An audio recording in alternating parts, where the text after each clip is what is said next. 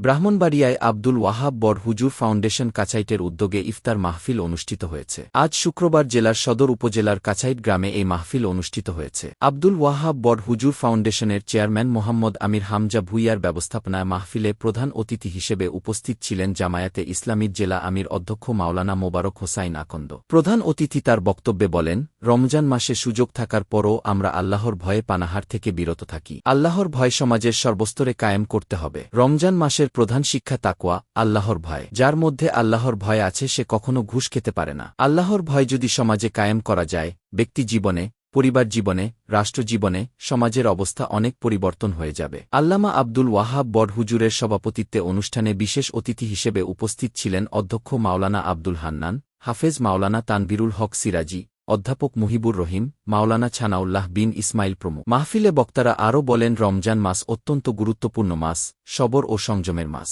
রোজার মাধ্যমে আমাদের আত্মশুদ্ধি হয়, আত্মোপলব্ধি হয়, তাকওয়ার উন্নতি হয়। পবিত্র মাহে রমজানের মহিমায় উদ্ভাসিত হয়ে সকলের সৎ কর্মশীল জীবন গঠন করতে হবে। সমাজ ও রাষ্ট্রের সৎ লোকদের মূল্যায়ন করতে হবে। তারা ইফতার মাহফিল আয়োজনের জন্য আব্দুল ওয়াহাব বড় হুজুর ফাউন্ডেশনের চেয়ারম্যান মোহাম্মদ আমির হামজাকে কৃতজ্ঞতা জানান। মাহফিলে দেশ ও জনগণের মঙ্গল কামনায় দোয়া করা হয়।